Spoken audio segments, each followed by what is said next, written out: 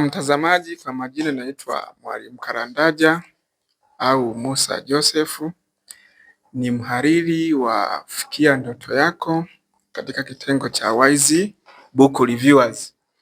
Leo niko na madam hapa, atajitambulisha na ataeleza yeye ni nani, anajihusisha na nini zaidi katika mlengo wake. Madam, karibu sana. Asante, nashukuru sana. Nashukuru Mungu nimeweza kukutana na wewe kwa sababu nilikuwa na kiu muda mrefu sana. Kupitia Fikia Ndoto Yako, basi na mimi na imani nitafikia ndoto yangu. Kwa jina naitwa Asha Hussein, ni mwalimu kwa taaluma yangu, ni mjasiriamali, pia ni mkurugenzi katika taasisi ya Tanzania Smart Ladies ambayo inalenga kusaidia wanawake pamoja na vijana. Nikizungumzia wanawake, basi na binti yumo ndani ya wanawake, na vijana na wenyewe wanawake, vijana wa kiume. Kwa hiyo katika taasisi yangu au taasisi yetu tunajihusisha na kutoa elimu. Tunasema kwamba hata ukianza kutoa kitu, maarifa yakitangulia, kila kitu kinawezekana. Yes. Kwa hiyo tumeanza kwa kutoa elimu kwa vijana, elimu ya ujasiriamali kwa vitendo. Ndio. Nikizungumzia ujasiriamali, basi nazungumzia kufanya vitu kwa vitendo. Kuna ufugaji wa kuku, kuna utengenezaji wa sabuni, utengenezaji wa vipodozi. Tukija pia katika upande wa bidhaa za viwandani, tutarudi katika uokaji. Na nikizungumzia uokaji, basi hapo namgusa mwanamke na kijana pia. Kwa hiyo mafunzo hayo tunayatoa kwa vitendo, kiprofessional kabisa, na tumelenga kuwasaidia vijana pamoja na wanawake ili wakizungumzia ujasiriamali basi waufanye kwa vitendo.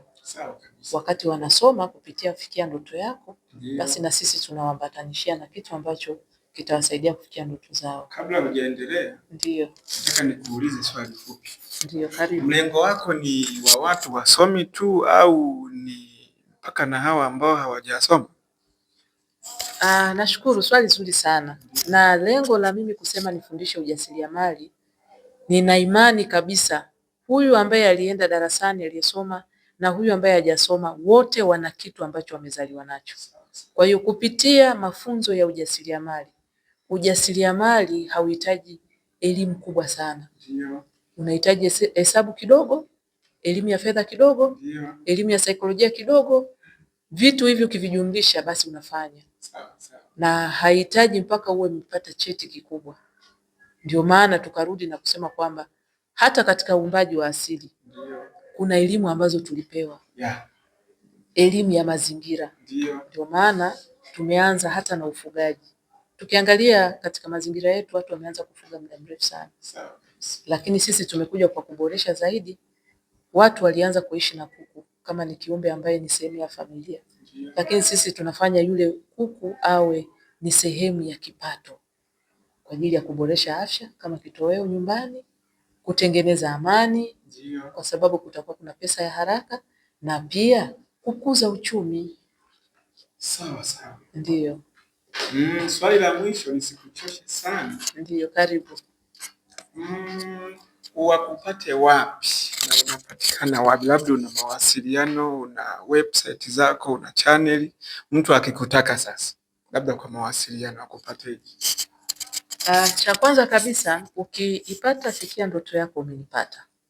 Mimi ni mdau mzuri, ni mwanachama wa Kufikia Ndoto Yako, na nimeshirikiana na Fikia Ndoto Yako kwa sababu nimependa wazo lao. Wanatamani wafikie ndoto, watu wengi wafikie ndoto zao. Ni daraja la mtu kufikia ndoto yake. Kwa hiyo mimi ni part and parcel ya Fikia Ndoto Yako. Pili, mimi na ofisi yangu niko Nyakato ambapo pia ndio kwenye mradi wenyewe. Na kwa mawasiliano yangu napatikana kwa simu namba 0756 53 46. Hapo utanipata kwa urahisi zaidi. Na kwa mitandao ya kijamii niko Instagram, utanipata kwa jina la taasisi ambayo ni taasisi ya Tanzania Smart Ladies Initiatives. Kwa hiyo ukiandika tu Tanzania Smart Ladies nishati tu unanipata. Lakini kwa uzuri zaidi ukifika fikia ndoto yako umenifikia. Nashukuru sana. Aisee, nashukuru sana mtazamaji, niko na mkurugenzi wa Smart Ladies. Kwa hiyo mambo ya wanawake, changamoto nini, chuma yenu iko hapa. Kwa kweli mimi niko tayari, nitawashika mkono, tutashirikiana. Asante sana. Zaidi fikia ndoto yako. Asante sana.